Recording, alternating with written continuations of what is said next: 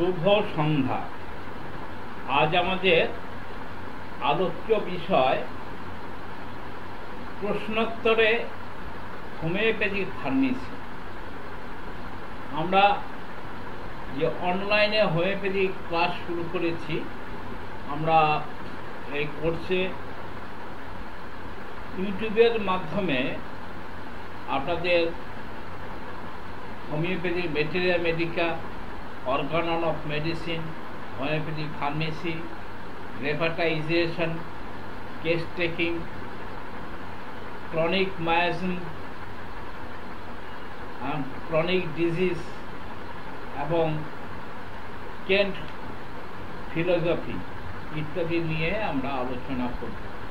আজকে আমাদের আলোচ্য বিষয় হচ্ছে প্রশ্নোত্তরে হোমিওপ্যাথিক ফার্মেসি। তাহলে প্রশ্ন হচ্ছে, হোমিওপ্যাথিক ফার্মেসির সংজ্ঞা কি? What is the definition of homeopathic pharmacy? উত্তরে আমরা বলব, হোমিওপ্যাথিক ফার্মেসির সংজ্ঞা হল হোমিওপ্যাথিক নীতিমালা অনুযায়ী ওষুধ ও ওষুধ সংগ্রহ, মিশ্রণ, সংমিশ্রণ, প্রস্তুতকরণ, সংরক্ষণ এবং মানকরণ এবং চিকিৎসকের ব্যবস্থাপত্র অনুযায়ী ওষুধ প্রতিকার বিতরণ করার শিল্প ও বিজ্ঞান, যা হোমিওপ্যাথিক অনুশীলন ব্যবস্থা ব্যবহার করা হয়। তাহলে প্রশ্ন ছিল, হোমিওপ্যাথির সংজ্ঞা কি? উত্তরে আমরা জানলাম, হোমিওপ্যাথিক ফার্মেসির সংজ্ঞা হলো হোমিওপ্যাথিক নীতিমালা অনুযায়ী, হোমিওপ্যাথিক প্রিন্সিপাল অনুযায়ী ওষুধ প্রস্তুতকরণ, প্রিপারেশন, ওষুধ মিশ্রণ, সংমিশ্রণ, প্রস্তুতকরণ, সংরক্ষণ এবং মানকরণ হচ্ছে, এবং চিকিৎসকের নির্দেশ মতো ব্যবস্থাপত্র অনুযায়ী ওষুধ বিতরণ করা। প্রশ্ন হয়েছে, ফার্মেসি কত প্রকারের হয়? কত প্রকার ফার্মেসি আছে হোমিওপ্যাথিক? উত্তর, অফিসিয়াল ফার্মেসি। অফিসিয়াল ফার্মেসি কাকে বলে? অফিসিয়াল ফার্মেসি ফার্মাকোপিয়াতে নির্ধারিত প্রক্রিয়া অনুসারে ওষুধ প্রস্তুতকরণ এবং ফার্মাসিউটিক্যাল সেট আপে করা হয়, তাকে বলা হয় অফিসিয়াল ফার্মেসি। এক্সটেম্পোরেনিয়াস ফার্মেসি। এক্সটেম্পোরেনিয়াস ফার্মেসি হচ্ছে চিকিৎসকের নির্দেশ অনুসারে ওষুধ প্রস্তুত ও বিতরণ এবং তা ডিসপেন্সারি পর্যায়ে করা হয়। গ্যালেনিক্যাল ফার্মেসি কাকে বলে? গ্যালেনিক্যাল ফার্মেসি হচ্ছে অপরিশোধিত ওষুধ প্রস্তুতের সাথে সম্পর্কিত। গ্যালনের ধারণাগুলি অনুসরণ করেছে। প্রাতিষ্ঠানিক ফার্মেসি কাকে বলে? প্রাতিষ্ঠানিক ফার্মেসি হল হাসপাতাল,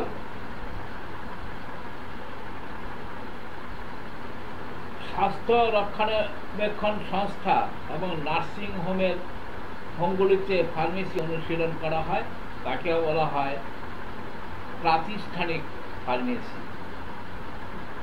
অপারেটিভ ফার্মেসি। অপারেটিভ ফার্মেসি কাকে বলে? অপারেটিভ ফার্মেসি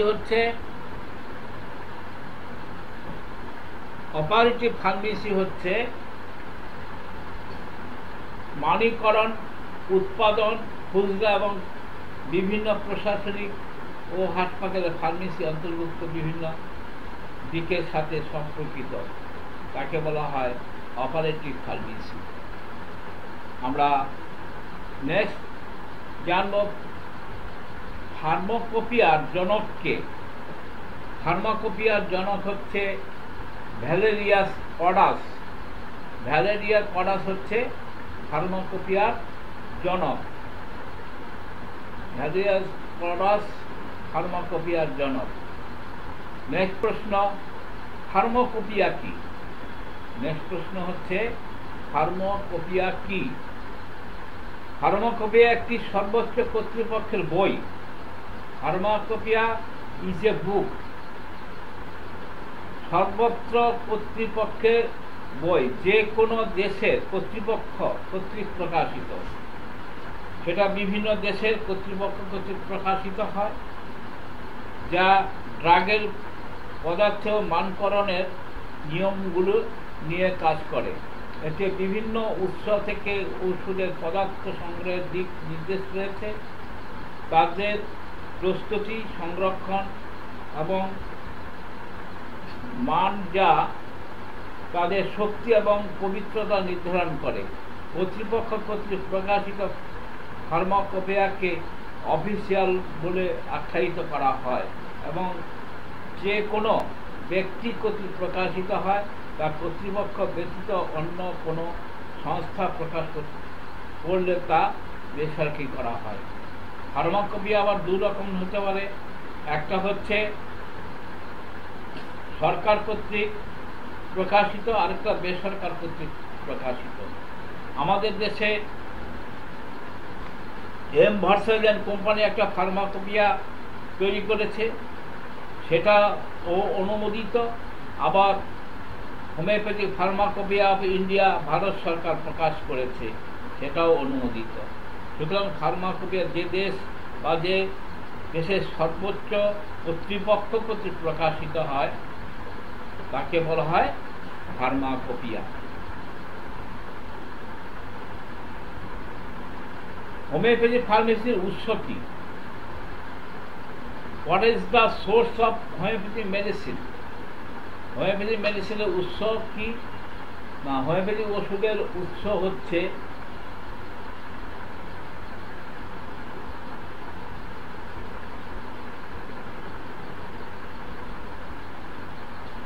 উনিশশো 1805 সালে মহাত্মা হ্যানিম্যান 50 বছরের পর্যবেক্ষণের ফলাফলগুলি তার ফ্র্যাগমেন্ট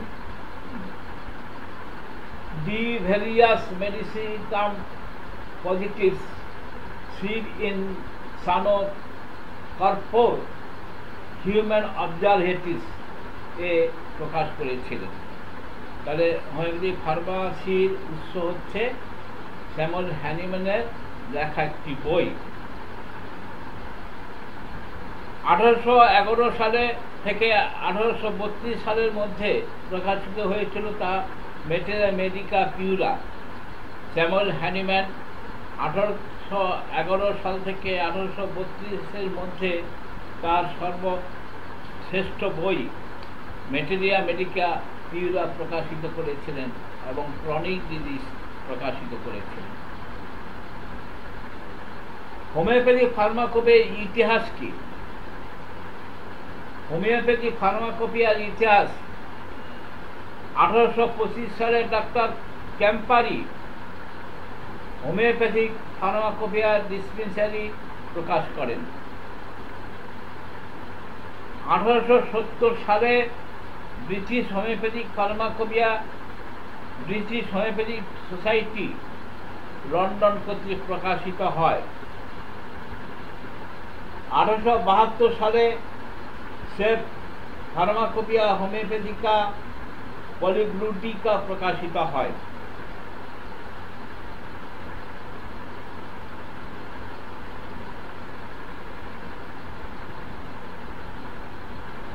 1897 সালে ওটিস ক্যাম্প অ্যান্ড সোন ইনকজেন বোস্টন আমেরিকা যুক্তরাষ্ট্রের হোমিওপ্যাথিক ইনস্টিটিউট অফ ফার্মাকোপিয়া প্রকাশিত হয়। 1898 সালে ফার্মাকোপিয়া হোমিওপ্যাথিক ফ্রান্সেস প্রকাশিত হয়। 1901 সালে American institute of homeopathy pharmacopoeia দ্বিতীয় সংস্করণ প্রকাশিত হয়।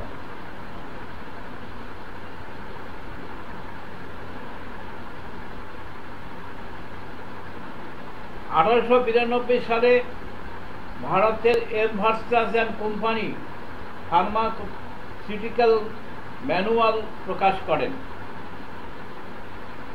তাহলে ভারতবর্ষে 1892 সালে ভারতে কলকাতার এম ভার্সেস কোম্পানি একটি ফার্মাকোপিয়া প্রকাশ করেন এবং পরবর্তীতে সংসদীয় বর্ধিত সংস্করণ প্রকাশ পায়, যাহা ভারত সরকার দ্বারা স্বীকৃত নয়। ভারতের homeopathy pharmacopoeia of India drug and cosmetic act 1940-এর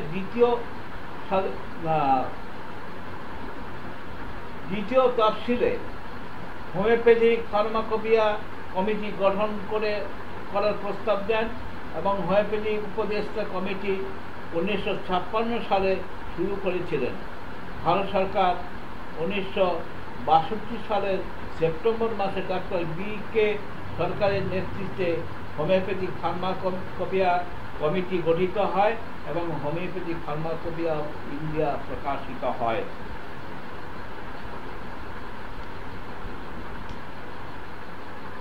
প্রশ্ন হচ্ছে, হোমিওপ্যাথিক ওষুধের উৎস কি কি? আমরা সোর্স অফ হোমিওপ্যাথিক মেডিসিন কি কি? আমরা জানি যে উদ্ভিদ থেকে হয়, অর্থাৎ ভেজিটেবল কিংডম। আর কি? খনিজ উৎস, মিনারেল কিংডম। আর কি? নোসোর্স হচ্ছে রোগ বীজ, অর্থাৎ মানুষের বা পশু পাখির কোনো রোগ হলে সে রোগের যে পুঁজ, সে পুঁজ থেকে যে ওষুধ তৈরি করা হয় তাকে বলা হয় নোসোর্স মেডিসিন। সার্কোর্স আর হচ্ছে ইনফন্ডেলিয়া। সার্কোর্স আর ইনফন্ডেবিলিয়া হচ্ছে একটা অদৃশ্য শক্তিকে পোটেন্টাইজ করে হোমিওপ্যাথিক ওষুধ তৈরি করা হয়। তাহলে আমরা সোর্স দেখলাম, mineral kingdom, vegetable kingdom,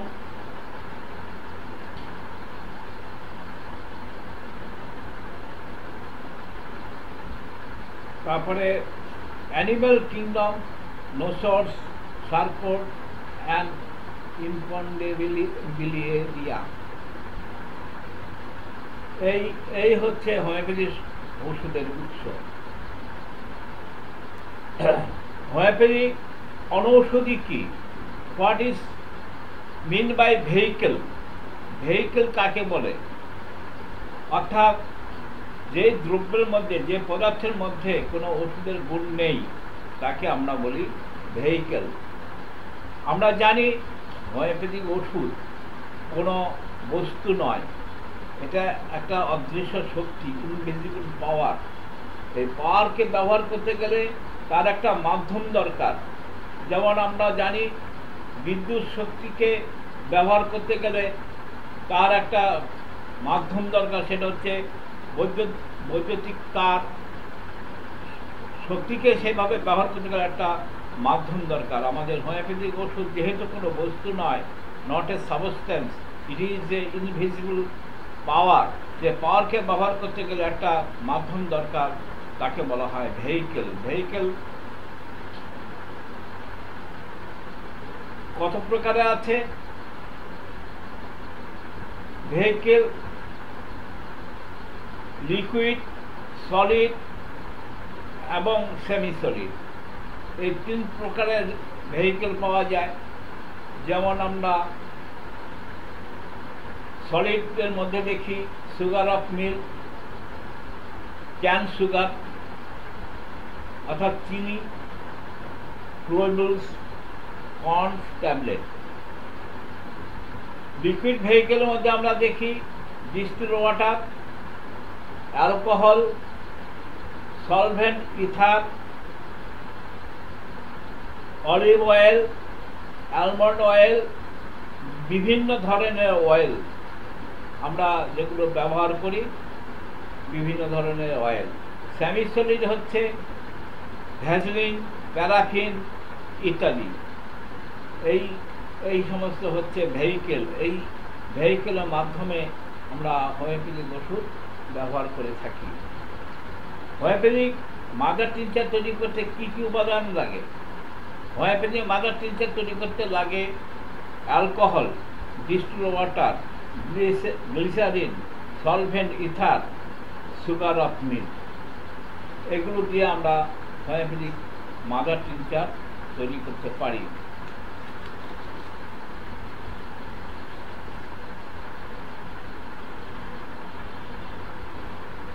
homeopathic ঔষধ পোটেন্টাইজ করতে অর্থাৎ শক্তিকৃত করতে কি কি উপাদান লাগে? হোমিওপ্যাথিক ওষুধ শক্তিকৃত বা পোটেন্টাইজ করতে অ্যালকোহল, ডিস্টিল ওয়াটার এবং সুগার অফ মিল্ক লাগে। প্রশ্ন, হোমিওপ্যাথিক ওষুধ ব্যবহার করার জন্য কি কি মাধ্যম ভেহিকেল ব্যবহার করা হয়? Globules, tablet, sugar of milk, distil water, syrup, simplex. প্রশ্ন, হোমিওপ্যাথিক ওষুধ বাহ্যিক ব্যবহার করার জন্য কি কি মাধ্যম দরকার? উত্তরে আমরা বলবো alcohol, glycerine, olive oil, almond oil, sesame oil, chaulmoogra oil, coconut oil, sandal oil, lavender oil, rosemary oil, paraffin, lanolin ইত্যাদি। সুগার অফ মিল্ক, যাকে আমরা বাংলায় বলি দুগ্ধ শর্করা।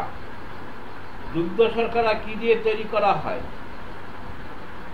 উত্তর হচ্ছে দুগ্ধ শর্করা ছাগলের দুধ দিয়ে তৈরি করা হয়।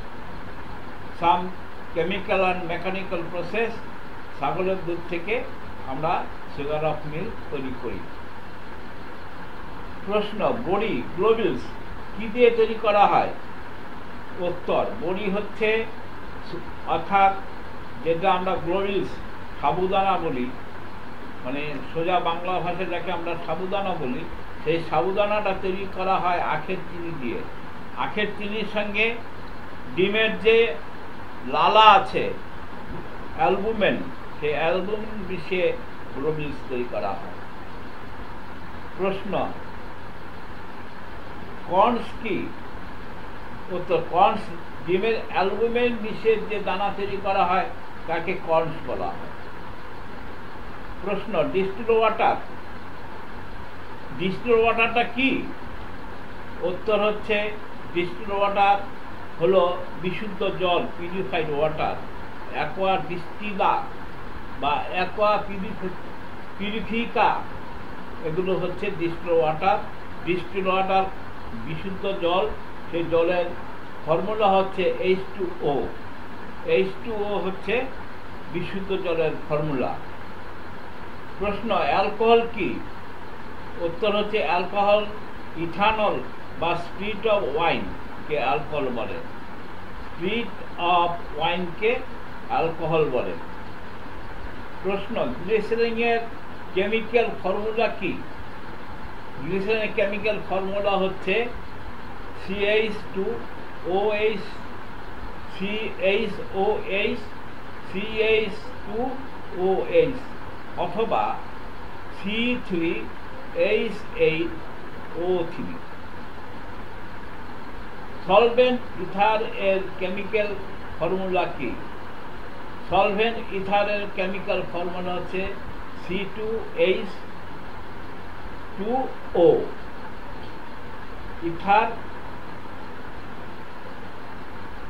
ইথারের ফর্মুলা।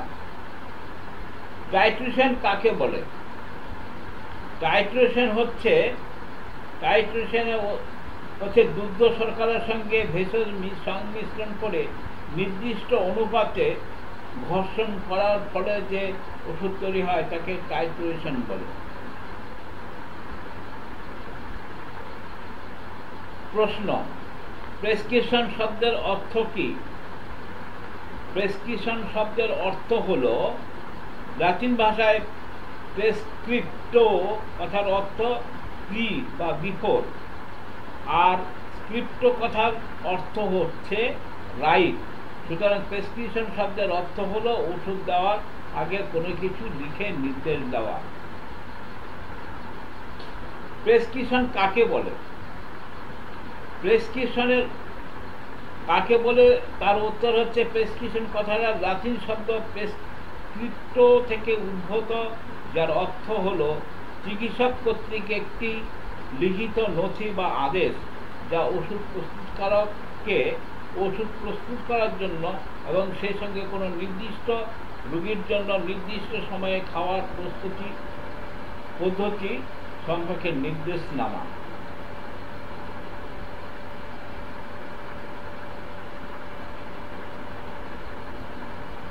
প্রেসক্রিপশনের কয়টি অংশ থাকে? প্রেসক্রিপশনের 6টি অংশ থাকে। একটা হচ্ছে subscription, name of the patient, age and sex with address. The word for is written before the name of the patient. Next হচ্ছে the symbol RX. This sign was originally employed as the sign of the Jupiter. It is now used as abbreviation for the Latin word receipt. Next হচ্ছে inscription, name of the remedy, it is potency and its quantity, nature and quality and quantity various vehicle. Next হচ্ছে subscription কাকে বলে?